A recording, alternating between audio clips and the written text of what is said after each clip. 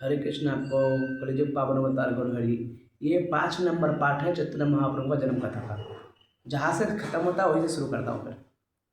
तो वो पंडित जी आके निमाई पंडित, जो दिग्विजय पंडित थे, निमाई निमाई के चरणों में गिर गए, निमाई पंडित के, चैतन्य महाप्रभु के, कि हे प्रभु, हे भगवान, मुझ दुष्ट को, मुझ पापी को क्षमा करना, मुझसे गलती हो गया, अपराध हो गया। हाँ, मैं आपको पहचान नहीं पाया और आप कौन है। मेरे को आप इस रास्ते में मैंने बताया रात को, और मैं आपसे शास्त्र चर्चा करने आया, मुझे क्षमा करो भगवान, मुझे क्षमा करो। मेरे पास तो समुद्र, आपके पास तो समुद्र के समान ज्ञान है और मेरे पास तो समुद्र के एक बूंद के समान ज्ञान है। मुझसे बड़ा अपराध हुआ। दिग्विजय पंडित घुटने में गिरे, सब लोग उनको देखने लगे कि अरे काशी का दिग्विजय पंडित, जिसके इतना बड़ा विद्यमान, जिसके सामने कोई नहीं झुका, जो सबको झुकाया, आज वो खुद झुक गए एक छोटे से बच्चे के पास। और वो भगवान है, इस बात को सब नहीं जानते थे उस समय, बस दिग्विजय पंडित को पता था, उन्होंने उनको बताया ना, वो लोगों ने सरस्वती मैया ने। तो दिग्विजय पंडित ने पूछा चैतन्य महाप्रभु से कि मुझे क्या करना है, क्या करना चाहिए। चैतन्य महाप्रभु ने बहुत सुंदर बात कहा कि देखो दिग्विजय पंडित, ये बड़ा ज्ञानी बन जाना, सभी शास्त्रों को पढ़ लेना, हाँ, सभी उसी पे घमंड करना, हाँ, ये बुद्धिमानी नहीं है, इसमें मंगल नहीं है, कल्याण नहीं है। बड़ा पोस्ट पा लेना, हाँ, अपना नाम का डंका बजाना। तो बोला क्या करना है भगवान। बोला देख, कोई मनुष्य को कहे कुछ भी बन जाए, राजा महाराजा, पर मरने का बाद तो पाप पुण्य का हिसाब किया जाता है ना, है अच्छा बुरा कर्म का। तो तू एक काम कर, तू भजन कर भगवान का, क्योंकि चारों युगों में हरि के नाम का ही महिमा गाया गया है। इस हरि नाम को जाप कर, भगवान का नाम जाप कर, नारायण का, कृष्ण का, राम का, इसको जाप करके तो अपना जीवन का कल्याण कर। इसमें कल्याण नहीं है ये बड़ा पंडित बन जाना, बड़ा विद्वान बन जाना, लोगों का शास्त्र चर्चा में हरा देना, ये कोई कल्याण नहीं है इसमें। मरने के बाद फिर इसमें कोई पुण्य नहीं है, तुझे जाना फिर वही नरक और स्वर्ग में है, क्योंकि पाप जैसी करनी वैसी भरनी, गीता में लिखा है ना। तो ऐसा समझाया, तो फिर उनको समझ में आया दिग्विजय पंडित को, उन्होंने फिर भगवान कृष्ण के भजन साधन करने लगे। तो ऐसे ऐसे लीला मायापुर में भगवान ने, चैतन्य महाप्रभु ने किया। फिर चैतन्य महाप्रभु थोड़ा सा और बड़ा हुआ, उनका पिताजी मर गए, फिर उन्होंने छोटा सा आश्रम जैसा खुला, कुछ बच्चाओं को पढ़ाने लगे। तो ऐसा करते करते करते करते उनको कुछ खरीदना होता, तो नारद जी के अवतार श्रीवास थे, वो श्रीवास आंगन में चला, श्रीवास से ही कुछ केला बागान था उनका, केले का मोचा, ये सब बेचते थे। वो सब खरीद के लाते 1 पैसा से, है 5 पैसा का देगा 1 पैसा, इतना कम चूज करते थे वहाँ पर, वो अपना भक्त थे।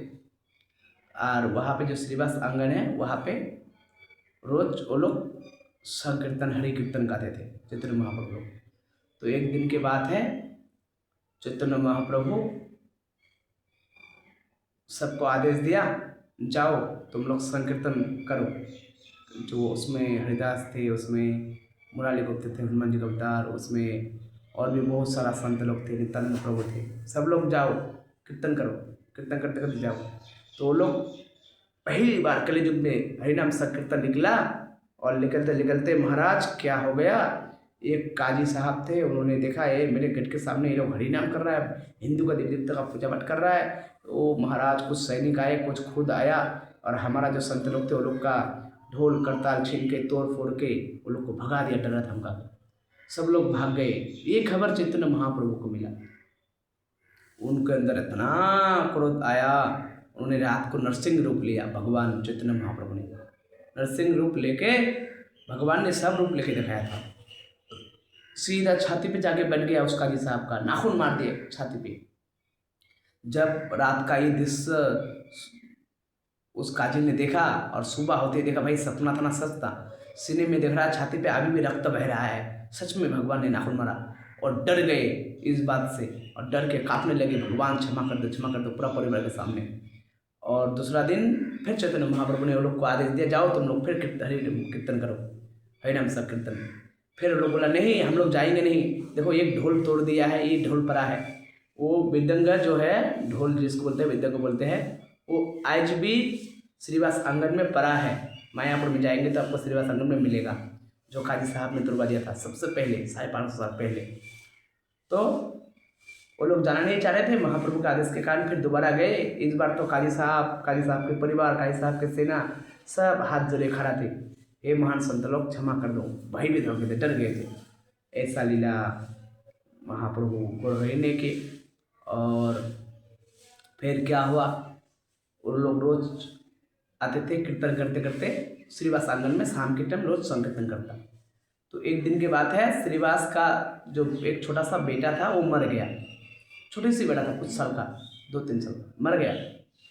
और उसी टाइम चैतन्य महाप्रभु लोगों का और भक्त लोगों को वहाँ आके संकीर्तन करने का टाइम हो गया।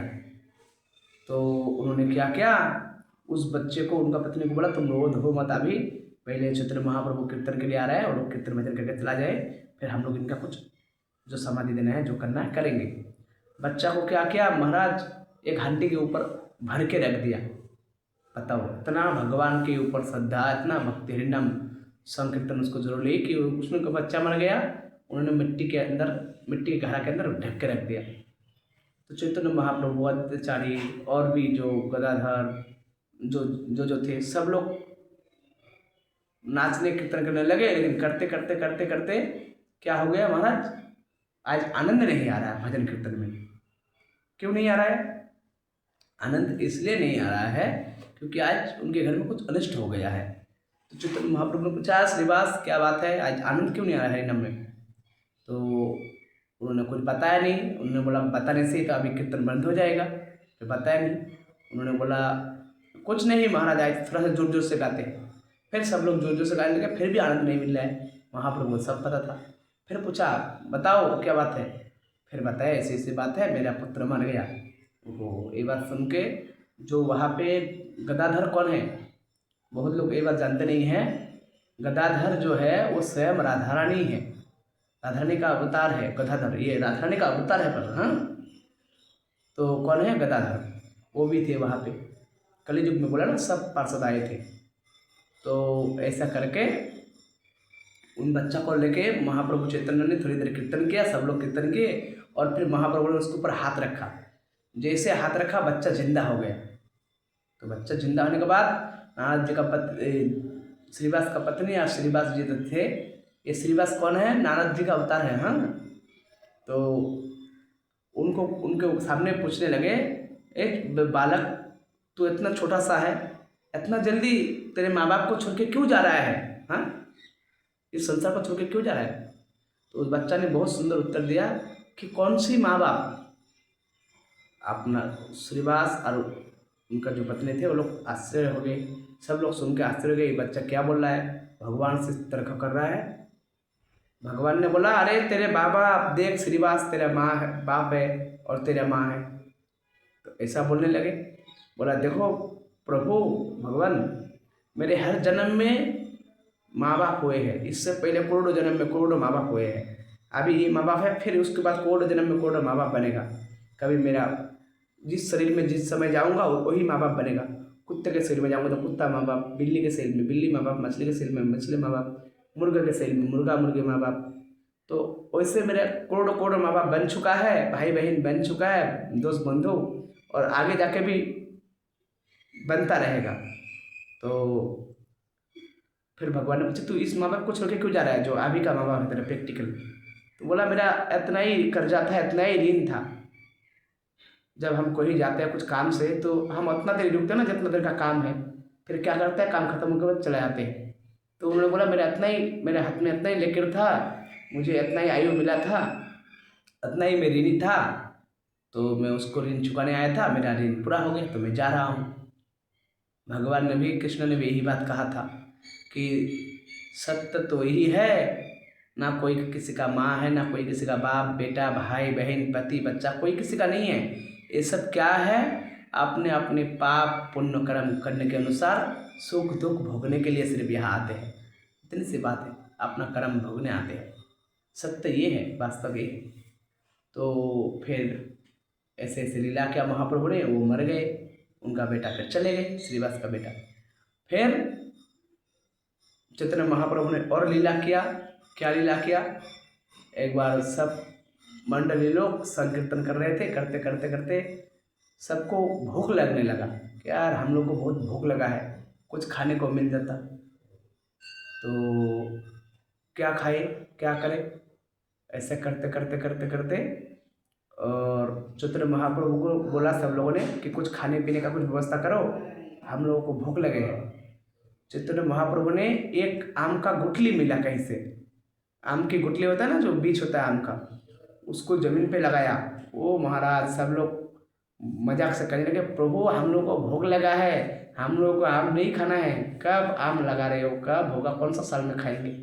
तो ऐसा बोलने पर भगवान ने अपनी इच्छा से उस आम की गुठली को जमीन पे रखते ही आम का पौधे हो गए।